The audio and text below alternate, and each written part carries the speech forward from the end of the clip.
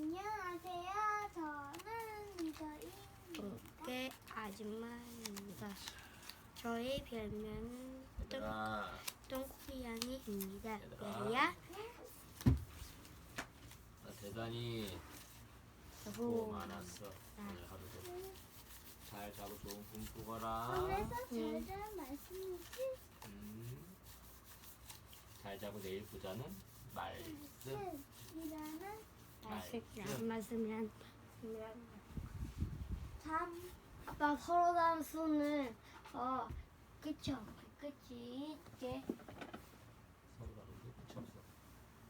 맞아, 끝이 없어. 따먹고 아니라 펜은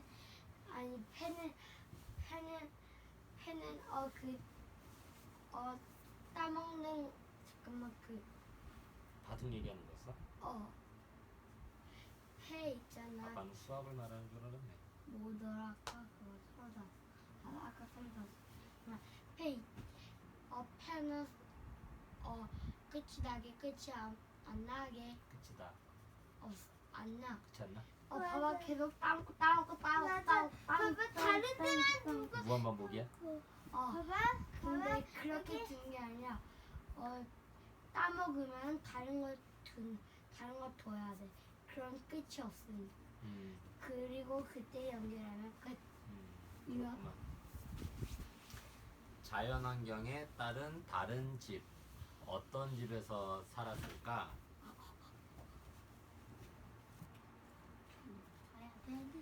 나래는 경기도 김포에 살아요. 김포는 드넓은 논이 많은 곳이에요. 가을이 되면 누렇게 익은 벼를 거두고 여기저기 볏짚을 쌓아 놓아요. 저기 논 너머로 나래네 집이 보여요. 나래네 집은 볏짚으로 지붕을 덮은 초가예요. 둥근 지붕이 마을 뒷산을 닮았지요. 나래네 마을처럼 볏짚이 흔한 곳에서는 초가를 많이 지어요. 초가를 지어요. 1. 평평하게 다진 땅 위에 굵고 튼튼한 나무로 기둥을 세우고 들보와 석가래를 얹어요. 잠깐만 아빠 그러고 보니까 오늘 그거 태권도 들린다고 했잖아. 그렇지, 깜빡했네. 이거 2. 볏짚을 넣어 반죽한 진흙을 발라서 흙벽을 만들어요. 3. 볏짚을 한 움큼씩 가지런히 엮은 이형으로 지붕을 덮어요. 4. 방바닥에 구두를 깔고 마루에 나무 판때 널빤지를 깔아요. 차가운 겨울바람에 덜컹덜컹 문이 흔들려요. 하지만 나래네 집은 춥지 않아요. 이형을 겹겹이 덮은 초가지붕과 두꺼운 흙벽이 바람을 막아주니까요. 따스한 방에서 새끼를 꼬고 몸에 뿌릴 벽시를 골라요. 소리는 강원도 평창에 살아요. 평창은 높고 험한 산들이 이어져 있고 산속에는 키 큰 나무들이 우거져 있지요. 짧은 여름이 지나고 가을이 되면 벌써 손이 시리고 뽀얀 입김이 어려요. 저기 나무들 사이로 소리네 집이 보여요. 소리네 집은 너와로 지붕을 올린 너와집이에요. 너와는 굵은 나무를 쪼개 얇고 넓적하게 만든 널빤지예요. 너와를 줄줄이 포개어 놓은 지붕은 마치 물고기 비늘 같아요. 소리네 마을처럼 나무가 흔한 곳에서는 너와집을 지어요. 너와집을 지어요. 1.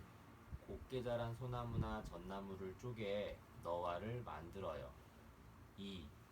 나무로 기둥을 세우고 들보, 석가래를 얹어요. 3. 흙으로 벽을 바르고 지붕에 너와를 포개 깔아요. 4. 너와가 바람에 날아가지 않게 무거운 돌을 얹어두어요. 하얀 눈이 소복소복 너와 지붕 위에 쌓여요. 눈이 이불처럼 너와 틈새를 덮어 찬바람이 방으로 들어오지 않아요. 벽난로 같은 곱콜에 마른 솔가지를 넣어 불을 지피면 방 한가득 향긋한 소나무 냄새가 퍼져요. 다니는 경상북도 울릉도에 살아요. 울릉도는 바다로 둘러싸인 섬이에요. 서늘한 가을바람이 불면 누런 억새가 출렁거려요. 저기 억새밭 뒤로 단인의 집이 보여요. 단인의 집은 억새 옷을 입은 것 같아요. 지붕도 벽도 온통 억새로 덮였거든요. 억새를 엮어 벽까지 빙 둘러친 집을 우대기 집이라고 해요. 울릉도에는 우대기 집이 많아요. 억새가 어디에나 있으니까요. 우대기 집을 지어요. 1. 굵고 튼튼한 통나무를 준비해요. 2. 우물 정자 모양으로 어긋나게 벽을 쌓고 진흙으로 통나무 사이에 틈을 막아요. 3. 억새나 옥수수대를 엮어서 만든 이형으로 지붕을 덮어요. 4.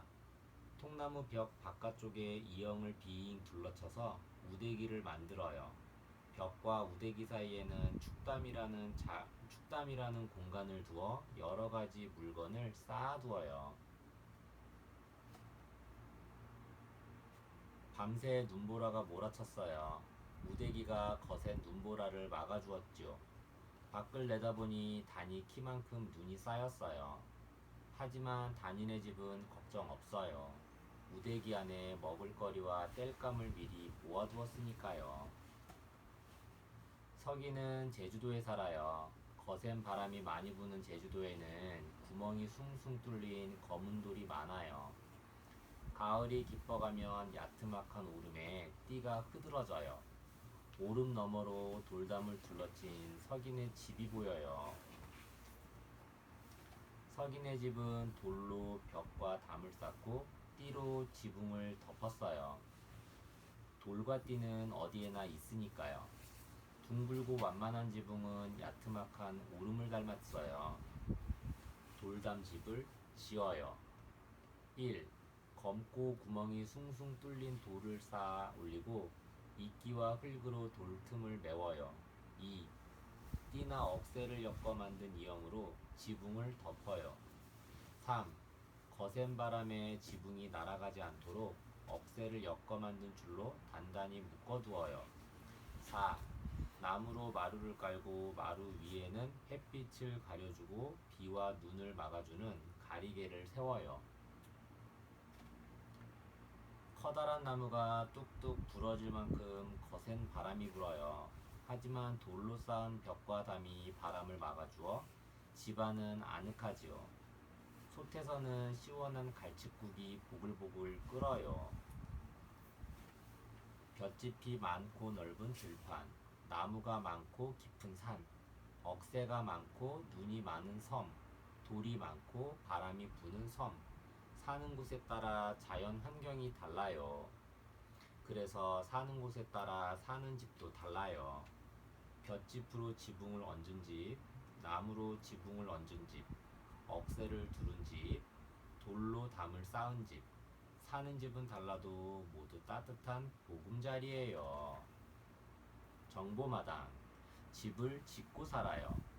아주 오랜 옛날부터 사람들은 집을 짓고 살았습니다. 집은 추위와 더위, 차가운 눈과 거센 바람을 막아주었습니다. 또 사나운 짐승에게서 사람들을 안전하게 지켜주기도 했습니다. 무엇보다도 온 가족이 함께 모여 오순도순 지낼 수 있는 곳이 바로 집입니다.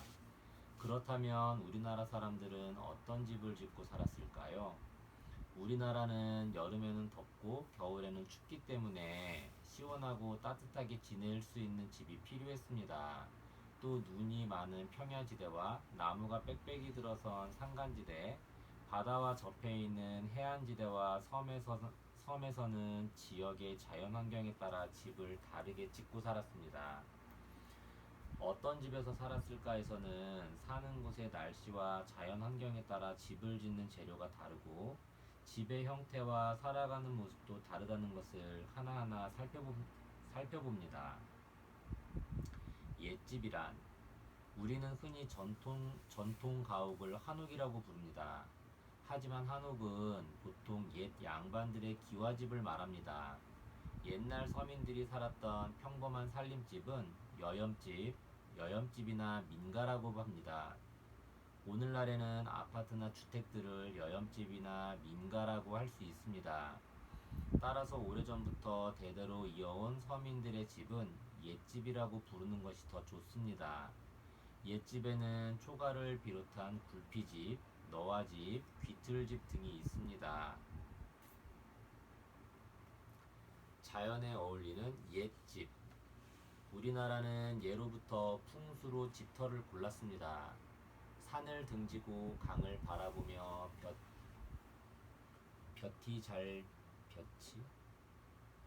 잘 드는 남향의 집터를 좋아했으며, 물이 드는 입구, 들의 이 생김새, 산의 모양과 높이, 흙의 빛깔, 물과 물길의 방향 등을 모두 고려하여 집터를 고르고 집을 지었습니다. 집을 지을 때는 주변에서 쉽게 구할 수 있는 재료를 이용했습니다. 논이 많은 평야지대에서는 주로 볏집으로 지붕을 덮었고, 나무가 많은 산간지대에서는 나무를 쪼개 너와를 만들어 사용했습니다. 또한 돌이 흔한 섬에서는 돌로 집을 지었습니다. 이렇게 지은 집은 자연과 자연스레 어울려 집은 곧 자연의 일부분이 되었습니다. 몸에 좋은 옛집. 옛집은 자연에서 얻은 재료로 집을 지었습니다.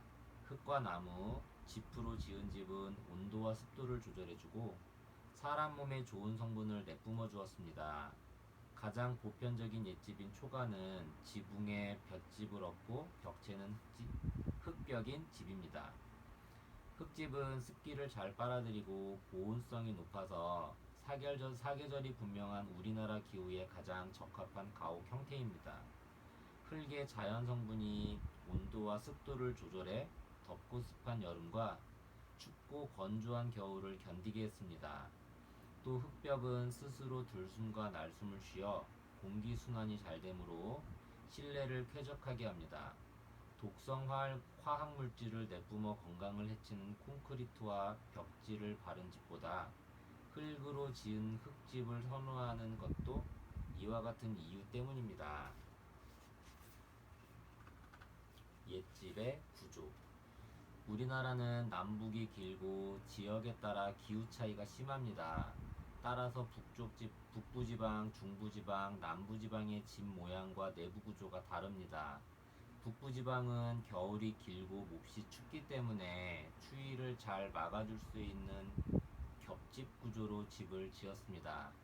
사람이 사는 공간과 짐승을 기르고 물건을 보관하는 공간을 한 채로 모아 미음자, 디귿자 모양으로 집을 지었습니다. 남부지방은 여름이 길어 더위를 막을 수 있는 홑집 구조로 집을 지었습니다. 살림채와 다른 공간들을 분리시키고 바람이 잘 통하도록 방을 일렬로 배치하여 주로 일자 모양으로 지었습니다. 중부지방은 북부지방과 남부지방의 특징을 섞은 기역자 모양의 집을 많이 지었습니다. 자연 환경에 따라 재료가 다른 옛집. 벼농사를 많이 짓는 평야지대에서는 볏짚을 이용해 초가를 많이 지었습니다. 볏짚으로 지붕을 올리고 볏짚을 썰어 넣은 흙반죽으로 벽을 발랐지요. 나무가 우거지고 땅이 가파른 산간지대에서는 나무나 억새, 띠 등이 흔했습니다. 따라서 나무를 쪼개어 만든 너와를 지붕에 얹은 너와집과 억새를 엮어 지붕을 올린 셋집, 나무로 벽을 쌓은 귀틀집이 많았습니다. 또 돌을 넓적하게 쪼개어 만든 돌너와를 지붕에 얹은 돌너와집과 굴참나무 껍질을 지붕에 얹은 굴피집도 산골 마을에서 볼 수 있는 옛집입니다. 눈이 많이 내리는 울릉도에서는 집 전체를 억새 이형으로 둘러친 우대기집을 지었으며, 거센 비바람이 불고 돌이 흔한 제주도에서는 벽과 담을 돌로 쌓았습니다. 옛집의 겨울나기. 너와집과 같은 산간지대의 집에는 고콜이라는 것이 있었습니다. 고콜은 오늘날의 벽난로와 비슷한 것으로 방을 따뜻하게 하고 방 안을 밝혀주었습니다. 고콜은 옆에서 보면 사람의 코처럼 생겨 코굴 또는 코클이라고 불렀습니다. 고콜은 사람이 앉아서 땔감을 지필 수 있는 높이의 아궁이 모양으로 윗부분이 까치구멍과 연결되었습니다. 까치구멍은 연기가 빠져나가도록 지붕 양쪽에 구멍을 낸 것으로 굴피집, 너와집, 초가 모두에 있었습니다. 너와집이나 굴피집에는 부엌에 화티를 두기도 했습니다. 화티는 불씨를 보관하기 위해 아궁이 옆에 둔 작은 아궁이로 화투, 화루라고도 불렀습니다. 또한 너와집과 굴피집에는 벽에 호롱불을 매다는 두둥불이 있었고 방과 벽 사이에 작은 창을 내어 등잔 하나로 양쪽에 불을 밝히던 불창도 있었습니다. 모두 춥고 힘든 겨울을 보내기 위한 우리 조상들의 작은 지혜였습니다.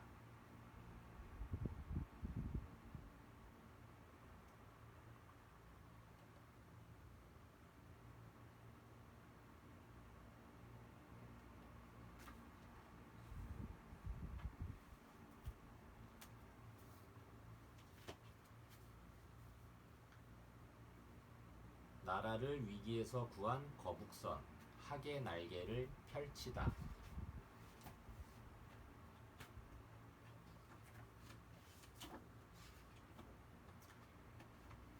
임진왜란이 일어난 지 석 달이 지났습니다. 그동안 이순신 함대는 몇 차례의 바다싸움에서 연이어 큰 승리를 거두었지요.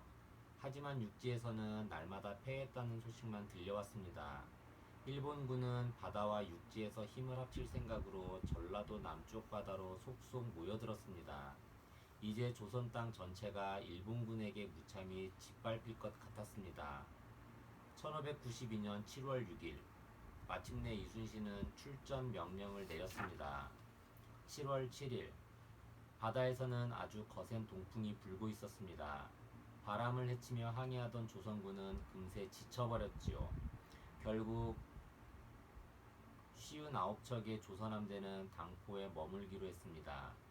그날 저녁 이웃섬에 사는 한 남자가 헐레벌떡 달려왔습니다.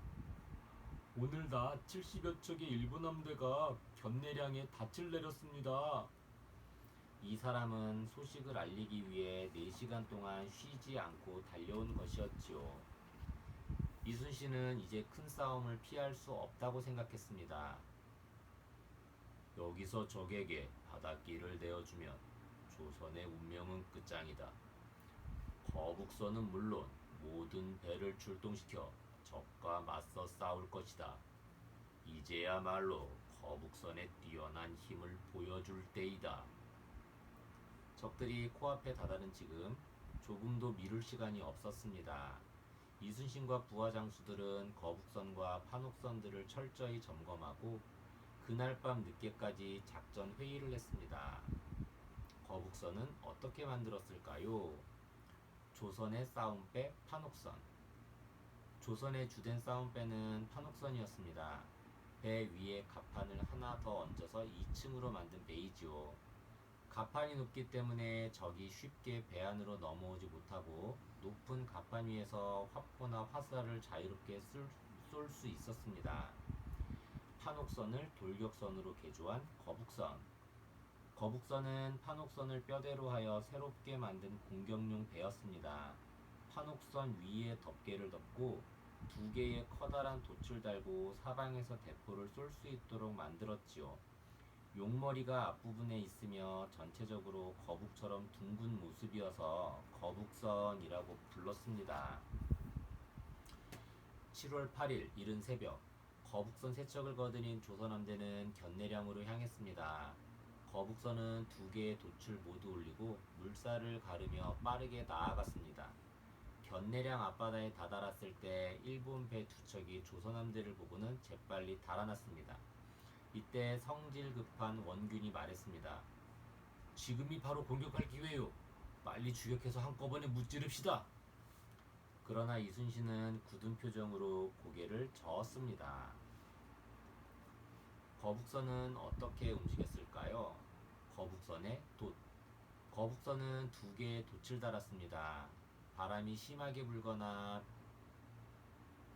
맞바람이 불어도 돛대를 세웠다가 눕히는 방법으로 조정하여 가고 싶은 방향으로 움직일 수 있었습니다.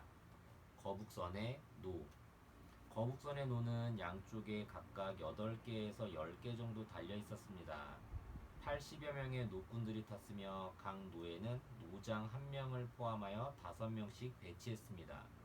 거북선의 노는 배 안쪽으로 달려 있어서 적의 배와 부딪힐 때에도 부러질 염려가 없었습니다.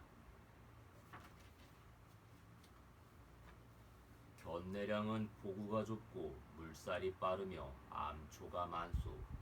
일본 배보다 큰 우리 배들은 움직이기 쉽지 않고 암초에 부딪혀 부서질 위험도 있어. 게다가 배를 붙이고 상대 배에 기어올라 공격하는 일본군에게는 더없이 좋은 조건이요. 그러면 여기서 그냥 물러나자는 거요? 이순신은 씩씩거리는 원균을 차분히 달랬습니다. 넓은 한산도 앞바다로 일본군을 이끌어내어 한꺼번에 공격하는 것이 가장 좋은 방법이오. 거북선도 넓은 바다에 나가야 제대로 활약할 수 있소. 거북선은 얼마나 클까요? 거북선의 크기. 거북선의 배 밑 길이는 15.62m, 배 높이는 6.4m였습니다. 120에서 130명 정도 태울 수 있습니다. 활을 쏘는 사부와 포를 쏘는 포수처럼 직접 싸움을 하는 사람들과 노를 젓는 노꾼, 키를 잡는 타공, 돛의 줄을 조정하는 요수처럼 배를 조종하는 사람들이 탔습니다. 거북선과 일본 배의 비교. 일본군의 대표적인 배는 안택선이었습니다. 배 위에 집을 올렸다고 해서 안택선이라는 이름이 붙었죠. 안택선은 1층으로 되어 있어서 3층으로 된 거북선의 공격을 받을 때 매우 불리했습니다. 거북선의 밑부분은 평평한 U자 모양입니다. 빠른 속도로 나아가기는 어려웠지만 방향을 바꾸거나 회전하기는 쉬웠죠. 반면 안택선의 밑부분은 V자 모양이라 속도는 빨랐지만 방향을 빨리 바꾸지는 못했습니다. 또 거북선은 갑판에서 대포를 쏴도 끄떡없을 만큼 튼튼했습니다. 하지만 안택선은 대포를 쏘면 그 반동으로 배가 부서질 정도로 약해 대포를 줄에 매달아야 쏠 수 있었죠. 그래서 일본군은 싸움에서 주로 조총을 사용했답니다. 이순신은 가장 날쌘 배 5척에 출동 명령을 내렸습니다. 이 전투의 승패는 너희에게 달려있다. 처음에는 싸우는 척 하다가 곧바로 배를 돌려 한산도 앞바다까지 일본 함대를 유인하라. 일본 함대에 가까이 접근한 조선 배들은 대포와 화살을 쏘면서 일본군의 주의를 끌었습니다. 일본군은 그동안의 패배를 갚을 생각에 앞뒤를 다투며 쫓아왔지요. 조선 배는 죽을 힘을 다해 도망치기 시작했습니다. 이때 거북선을 비롯한 조선 함대는 한산도 주변 섬에 숨어 있었습니다. 거북선 안의 병사들은 숨을 죽이고 공격 명령만을 기다렸지요. 거북선 안은 어떻게 생겼을까요? 거북선의 내부 구조는 여러 가지 기록을 보고 미루어 짐작할 수밖에 없습니다. 기록으로 보아 거북선은 3층으로 만들어졌을 것으로 생각됩니다. 3층, 대포를 쏘는 곳이에요. 가장 높은 곳이어서 적을 향해 정확하게 대포를 쏠 수 있었습니다. 2층, 노꾼들이 노를 젓고 사수들이 화살을 쏘는 곳이에요. 돌격선의 생명은 속도에 있지요. 그래서 노꾼들이 편하게 노를 저을 수 있도록 넓게 만들었습니다. 사람이 가장 많은 2층에 화장실을 만들어 용변을 처리했습니다. 1층, 병사들이 쉬는 방이나 무기를 저장하는 창고로 사용되었어요. 병사들이 먹을 음식과 생활에 필요한 물건들도 모두 이곳에 보관했습니다. 드디어 일본 함대가 넓은 바다로 나왔습니다. 적을 유인하던 조선 배들이 거의 사로잡힐 순간이었습니다. 이때 몇 발의 불꽃 화살이 하늘로 날아올랐습니다. 숨어있던 조선 함대가 일제히 모습을 드러냈고 거북선에서도 지휘관의 명령이 떨어졌습니다. 진격 북소리와 함께 노꾼들이 힘차게 노를 저었습니다. 조선 함대는 학이 날개를 활짝 편 모양으로 일본 함대를 둘러쌌습니다. 일본 함대는 꼼짝없이 학에게 포위된 꼴이 되었지요. 어떻게 거북선을 지휘했을까요? 거북선의 지휘관실. 거북선의 지휘관실은 가장 높은 3층에 있었습니다. 이곳에서 전투 상황을 한눈에 파악하여 군사들에게 명령을 내렸습니다. 여러 가지 신호들. 깃발. 깃발을 펼쳐 세워 꽂는 것은 배가 곧 출발할 것이다. 명령을 내릴 테니 받으라는 신호입니다. 횃불. 깃발이 보이지 않는 밤에는 깃발 대신 횃불과 화포로 신호를 주고받았습니다. 나발 소리. 모든 배들은 대장선 아래로 모이라는 신호입니다. 징 소리. 공격을 멈춰라, 후퇴하라는 신호입니다. 북소리. 진격하라, 적을 공격하라는 신호입니다. 조선 함대에서 거북선 3척이 나타나 눈 깜짝할 사이에 일본 함대 사이로 파고들었습니다. 으악! 괴물이다! 거북선을 처음 본 일본 군사들은 공포에 떨며 비명을 질렀습니다. 거북선은 쏜살같이 돌격하여 먼저 적의 대장선을 공격했죠. 포탄을 맞아 크게 부서진 대장선은 기우뚱하며 물속으로 가라앉았습니다. 거북선은 산산조각난 대장선 사이를 유유히 헤치고 나아갔습니다. 거북선은 왜 돌격선일까요? 빠르고 튼튼하다. 거북선은 2개의 돛과 노를 함께 사용해 빠르게 움직일 수 있었어요. 거북선은 두께가 12cm가 넘는 소나무로 아주 튼튼하게 만들었지요. 또 바닷물 속에서도 녹슬지 않는 단단한 나무못을 썼습니다. 사방으로 화포를 쏟아. 거북선은 노를 반대로 저으면 제자리에서 돌 수 있기 때문에 사방으로 대포를 쏠 수 있었답니다. 쇠로 만든 도깨비 머리. 거북선의 용머리 밑에는 도깨비 머리가 있습니다. 돌격할 때 적에게 위협을 주기 위한 것이었지요. 용머리에서 뿜어나오는 유황연기도 같은 역할을 했습니다. 거북선은 일본 배들에게 빗발치듯 대포와 화살을 쏘았습니다. 포탄은 배 옆구리를 뚫을 정도로 강했고 하늘에서 불비가 내리는 듯 불화살이 쏟아졌습니다. 거북선의 입에서도 벼락 같은 불꽃이 튀어나왔지요. 가장 큰 일본 배 몇 척이 순식간에 불길에 휩싸이자 놀란 일본 배들은 우왕 좌왕 어찌할 바를 몰라 허둥댔습니다. 거북선에는 어떤 무기들이 있었을까요? 총통. 총통은 화약을 사용하여 큰 화살이나 탄환을 쏘는 무기입니다. 조선군의 총통은 파괴력이 높고 일본군의 조총에 비해 훨씬 멀리 날아갔습니다.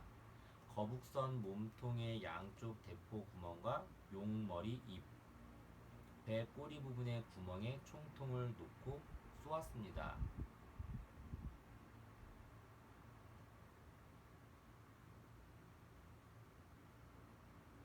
지자총통. 청동으로 만든 화포입니다. 현자총통. 임진왜란 때 가장 많이 사용된 총통입니다. 황자총통. 총통 중에서 가장 작은 화포입니다. 동차. 무거운 총통을 얹어 놓을 수 있는 작은 수레를 말합니다. 화살. 장군전. 지자총통을 이용해 쏘는 화살입니다. 차대전. 현자총통을 이용해 쏘는 화살입니다. 차중전. 황자총통을 이용해 쏘는 화살입니다. 신기전. 화약을 장치하거나 불을 달아서 쏘던 화살입니다. 싸움에도 사용했지만 신호를 보낼 때도 사용했습니다. 일본군은 거북선 위로 뛰어올랐지만 갑판 위에 세송곳에 찔려 바다로 나가 떨어졌습니다. 모든 조선 함대가 집중 포격을 퍼붓기 시작하자 우박이 쏟아지는 듯 포탄과 불화살이 하늘을 덮었습니다. 기세가 오른 조선군은 맹렬한 속도로 적진을 향해 돌격했습니다. 수십 척의 일본 배들이 가라앉고 수많은 일본 군사들이 바다에서 최후를 맞았습니다. 이렇게 치열한 전투는 종일 계속되었습니다. 거북선의 쇠송곳은 왜 있나요? 등판 위에 쇠송곳. 거북선 맨 위 갑판은 나무로 만들고 쇠로 된 송곳을 꽂았습니다. 송곳을 꽂는 부분에는 얇은 철판을 덧대었지요. 일본군이 함부로 거북선에 뛰어오르지 못하게 하기 위해서였습니다. 일본군과 조선군과 일본군의 싸움 방법. 조선군과 일본군은 바다에서 싸우는 방법에 큰 차이가 있었습니다. 일본군은 일단 상대방 배에 빠르게 다가가 배 안으로 뛰어들어 싸움을 벌였습니다. 일본군의 주력 무기인 조총은 멀리 나가지 못하므로 가까운 거리에서 싸움을 할 수밖에 없었지요. 조선군은 멀리까지 나아가는 대포와 화살이 있으므로 어느 정도 거리를 두고 공격하는 방법을 썼습니다. 거북선은 대포와 화살로 멀리서도 자유롭게 공격할 수 있고 가까이에서 싸움을 해도 갑판에 있는 쇠송곳 때문에 일본군이 쉽게 뛰어 올라오지 못하니 싸움에서 당연히 유리할 수밖에 없었지요.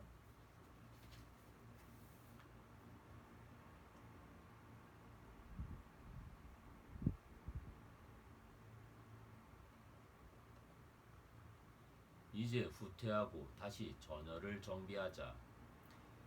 이순신이 말했을 때는 땅거미가 내린 뒤였습니다. 도망친 적은 겨우 작은 배 10여 척뿐이었고 일본군 대장도 겨우 목숨만 건져 꽁무니를 뺐습니다. 9천여 명이 넘는 일본군이 죽었고 살아남은 것은 고작 400여 명뿐이었죠. 그들은 근처 섬에 들어가 몸을 피했지만 13일간 굶주리다가 겨우 탈출했답니다. 이것이 바로 유명한 한산대첩입니다. 엄청난 승리를 거둔 조선군은 기쁨의 함성을 질렀습니다. 바다와 육지에서 힘을 합치려던 일본의 작전은 완전히 물거품이 되었지요. 이후 일본군 총대장은 앞으로 바다에서는 조선군과 맞서 싸우지 말라는 명령까지 내렸습니다. 또 거북선의 위력에 놀란 일본군은 거북선이라는 말만 들어도 소스라치게 놀랐답니다. 이처럼 한산대첩은 당시 조선의 비장의 무기 거북선의 화려한 활약으로 크게 승리한 해전이었습니다. 나라를 구한 정보마다 나라를 구한 거북선. 거북선은 임진왜란 때 바다를 누비며 화려한 활약을 펼친 우리나라 싸움배입니다. 거북선은 일본배보다 훨씬 뛰어난 기술력을 갖춘 돌격선이었으며 조상들의 지혜와 과학정신이 담겨있는 우수한 발명품이기도 합니다. 거북선은 하루아침에 나온 것이 아니라 조상들의 배 만드는 기술이 차곡차곡 쌓여 만들어진 것입니다.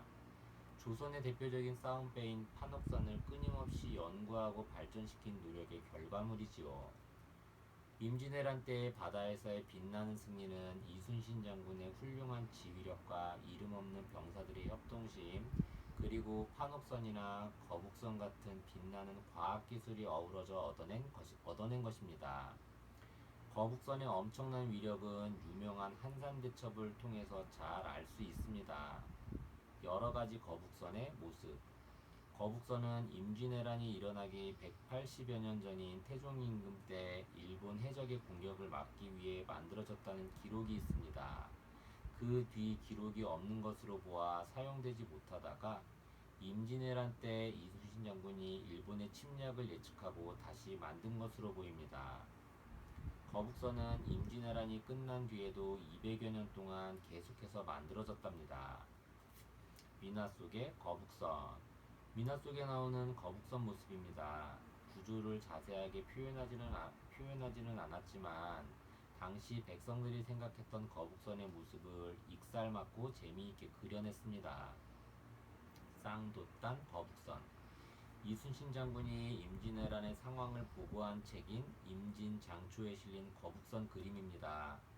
판옥선과 같이 두 개의 돛을 사용했습니다. 양쪽에 노가 각각 8개씩 있고 용 머리가 위쪽 앞에 붙어 있습니다. 배의 꼬리 끝에 위로 힘차게 솟아있어 매우 위험이 있어 보입니다. 통제형 거북선. 1795년 정조 임금 때 나온 이충무공 전서라는 책에 실린 거북선 그림입니다. 전체적으로 둥근 모습에 용 머리가 앞쪽에 바짝 붙어 있고 노는 양쪽에 각각 10개씩, 대포 구멍은 각각 22개씩입니다. 돛대를 그리지 않았는데 실제로는 돛대를 세웠다 뉘었다 했다고 합니다. 등에 꽂힌 깃발에는 거북을 뜻하는 귀자가 쓰여 있습니다. 전체 길이가 약 35m에 이르는 큰 배입니다. 이 충무공 전서에 의하면 통제형 거북선이 실제 이순신이 만든 거북선 모습과 가장 비슷하다고 합니다. 전라 좌수형 거북선, 통제형 거북선과 함께 이충무공 전서에 실린 그림입니다. 아마도 우리에게 가장 친숙한 거북선 그림일 것입니다. 다른 그림들과 높이를 비교해 볼 때 층 구분을 확실히 할 수 있습니다. 용 머리 아래에 대포 구멍이 2개, 몸통 양쪽에 각 10개, 등판 양쪽에도 각각 6개씩 있습니다. 등에는 육각형의 거북 무늬를 새겼고 용 머리 아래에는 거대한 닻이 드리워져 있습니다.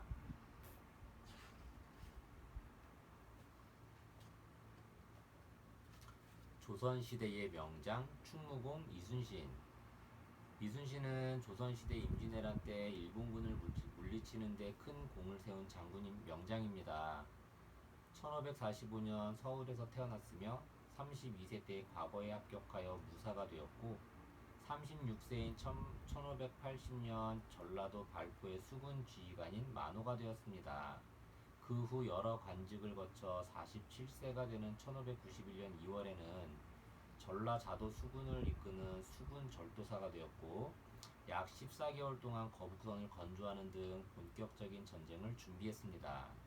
1592년 임진왜란 때 10회의 해전에서 모두 승리하는 공을 세워 1593년 연합함대 사령관인 3도 수군 통제사로 임명되었습니다. 그 뒤 1597년 명량해전과 1598년 노량해전에서도 큰 승리를 거두었으나 노량해전에서 장렬하게 전사했습니다. 선조 임금은 이순신에게 충무공이라는 시호를 내려 넋을 위로했으며 오늘날에도 영웅으로 추앙되고 있습니다. 난중일기의 초고는 이 충무공이 임진왜란 7년 동안 싸움터에서 손수 쓴 진중일기입니다. 이 일기의 내용을 정조대왕 때 충무공 전서 권 5부터 권 8에 걸쳐 수록하면서 이름을 난중일기라 붙인 것입니다. 일학사. 노량해전에서 전사한 이순신의 유해가 맨 먼저 육지에 안치된 자리에 세워진 사당입니다. 일학사라는 말 뜻을 풀이하면 오약꽃이 떨어지다 라는 뜻으로 오약꽃은 이순신을 상징합니다. 그 뒤 이순신의 유해는 남해 충렬사의 가묘를 거쳐 1599년 지금의 위치인 충남 아산 현충사 인근으로 모셔졌습니다. 한산대첩은 행주대첩, 진주대첩과 더불어 3대 대첩으로 일컬어지는 큰 해전입니다. 이순신이 이끌었던 당시의 조선수군은 국가의 지원을 제대로 받지 못하는 상황에서 전선과 병력 그리고 군량 등을 스스로 준비해서 해전에 임할 수밖에 없었습니다. 그럼에도 불구하고 이억기, 원균 등과 합세하여 전력면에서도 일본 정예 함대에 전혀 뒤지지 않았습니다. 특히 일본 수군의 주력 함대를 넓은 바다로 유인한 다음 화력을 집중할 수 있는 하객진을 펼쳐 세계 해전사상 유례를 찾아볼 수 없는 대승을 이끌어냈습니다. 하객진. 옛날부터 전해 내려오는 진법의 하나로 오늘날의 횡렬진에 해당하는 진영이었고 적의 함대를 포위하여 화력을 집중해서 공격할 수 있는 진법입니다. 적 함대를 유인하고 결정적인 순간에 학이 날개를 펼친 것과 같은 모양으로 함대의 전형을 바꾸기 위해서는 많은 훈련과 연습이 필요했을 것입니다. 노량해전. 1598년 음력 11월 19일 노량 앞바다에서 벌어진 노량해전은 임진왜란과 정유재란의 마지막 전투로 7년간의 전쟁에 종지부를 찍었습니다. 이 전투에서 조선과 명나라의 연합수군은 200여 척의 일본 배를 격파했습니다.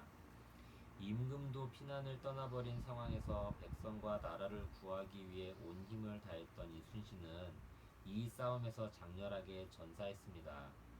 그는 싸움이 한창 급하니 나의 죽음을 알리지 말라는 말을 남기고 숨을 거두었다고 합니다. 무량해전은 역사상 처음이자 마지막으로 중국의 수군이 우리나라 해전에 참여했던 전쟁이기도 합니다.